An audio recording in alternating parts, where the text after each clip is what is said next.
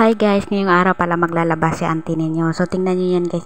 Diyan ang labahan namin. Sa labas to ng bahay namin guys. Pero parang gubat no. Kasi probinsya yung sa amin. Sa mga nagtatanong. Bomba lang yung gamit guys namin. Yes, sa labas lang yan ng bahay namin guys. Diyan lang kami naglalaba. Sobrang lapit lang din.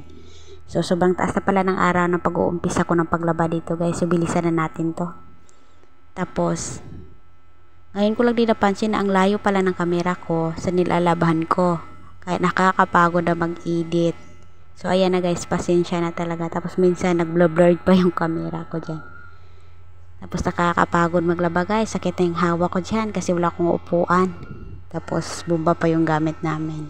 Pero, fresh yun dito guys kasi nasa ilalim siya ng puno.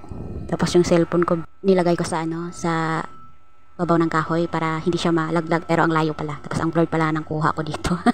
Pasensyahan nyo na guys Tapos napapagod ako sa part na ito guys. Kaya nilaro-laro ko na yung paglaba. Kinukusot-kusot ko na lang. Oy. Sige te, bilisan mo dyan te. Huwag ka man magtingin-tingin kahit saan-saan. Ang lalim naman ang iniisip mo. Napaisip kasi ako guys na what if walang judgmental sa mundo no? What if marunong mag-adjust ang lahat? Siguro ang peaceful. Pero ang boring naman nun. Boring ng buhay kapag walang ganun no? Kaya wala din. Hindi magawang walang ganun. So patuloy lang tayo sa paglalaba dito guys. Nakikinig sa mga sounds ng kapitbahay. Feel the view ba and feel the music para hindi ka mapagod, para hindi mo maramdaman yung pagod. Tapos pag mo natatapos ka na pala maglaba. So yan lang ang diskarte para di mapagod maglaba kasi sobrang daming ng labahanin. Tara guys, samahan nyo na lang ako maglaba kasi bilisan ko na to. Sobrang dami pala ng nilabahan ko ngayon guys kasi naimbak yung labahanan namin. Tapos nilabahan ko pati yung mga habol namin kasi sobrang bango na. Ay, sobrang baho pala. So, napagod talaga si auntie nyo dyan. Saka brush guys. Brush lang dito, brush doon para matapos na to.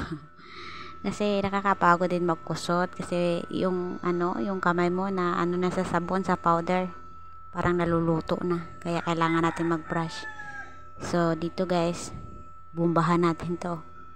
Nakakapagod kasi magbumba-bumba ka pa Naghihintay ako na sino tumulong sa akin dito guys pero wala palang tumulong kasi walang nagmamahal. Siyempre guys, banlawan na natin yung natin. Yung nilabahan natin kasi tapos na tayo magsabon. So magtutuwan na dyan taani guys kaya magbanlaw naman ta.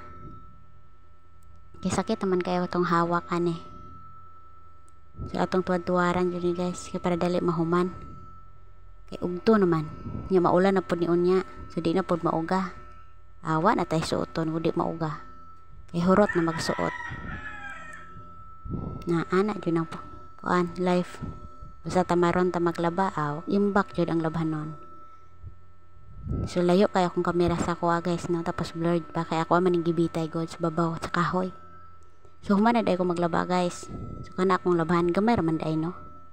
Pero nganong gikapoy man ko. So ayan guys, dyan pa rin sa ilalim ng puno. Huwag kayo mag-overthink guys kasi tutuyo din yan. Kahit sa ilalim pa yan ng puno. Yan lang guys, bye bye!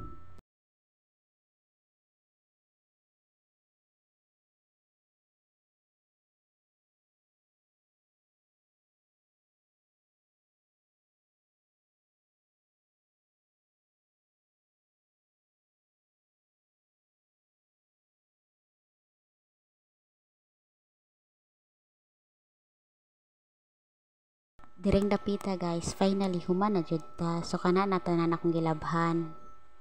Pero karon na ako napansin ba nagamay ra man day akong gilabhan, di man pud day daghan kaayo no. So kana dili mo mag-overthink kay mamalaman na siya diri signa sa ilalom kahoy. Okay, kuan man kayong sirak sa adlaw. Bye sa guys kay magkaon sa ko.